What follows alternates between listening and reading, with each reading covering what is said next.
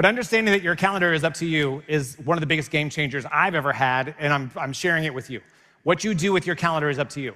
If you need time to get done with a project, if you need some head-down focus time, God forbid you need 5 minutes just to yourself to decompress, book it. Because if you don't, somebody's looking at your time trying to take it. They're calling to schedule a meeting. Hey, where are you? I was looking at your calendar, like click. But understanding that it is up to you is the biggest game changer.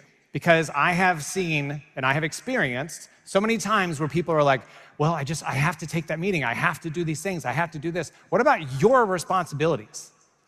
How many of you have pushed off your responsibilities to accommodate somebody else, whether they were nice about booking it or not, and then you got to the end of the day and you're like, when did I get any of my stuff done? Try this. I don't care what you have to name it. If you name it YMCA time, name it that. Put dance break on your calendar and see how many emails you get from people. I'm gonna try that. Like, for real, I'm gonna try that.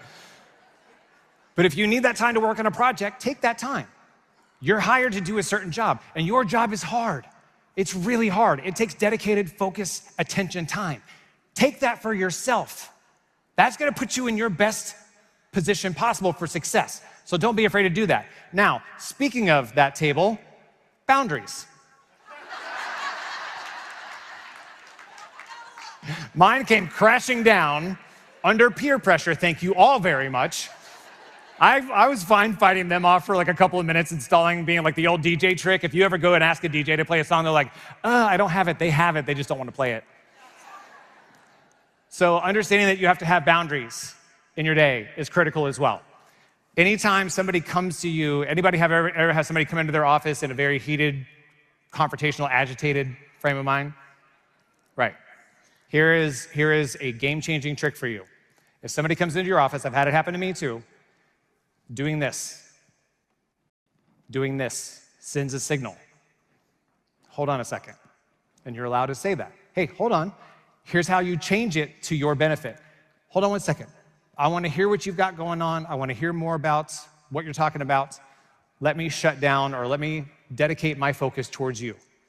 You have now taken control over the conversation. Because what they want to have happen is they want to get you on your heels, kind of like y'all just did to me.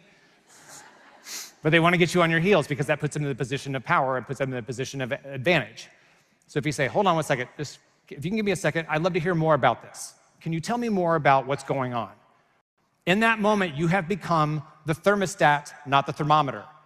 The thermostat controls the temperature in the room. That's what you've done. You're not the temperature gauge, you're the temperature setter. If anybody ever does that to you ever again, right here. Also, the calendar setting is boundary setting as well. Understanding that it's critical to you to set those boundaries. I've really got to get something done today. I have to block that time. Block it, and don't apologize for it either. Because with boundaries, we have a hard time. Almost 90% of adults cannot set and keep boundaries. Why? Because we're people pleasers. I love each and every one of you, especially sexy, but each and every one of you. But understanding that we have to set those boundaries is critical. And what you do is hard. And so you have to have those boundaries to be able to do the things you need to do. So spend that time. Take back the power in your conversations, take back the power in your days to make sure that you're optimally performing every single minute.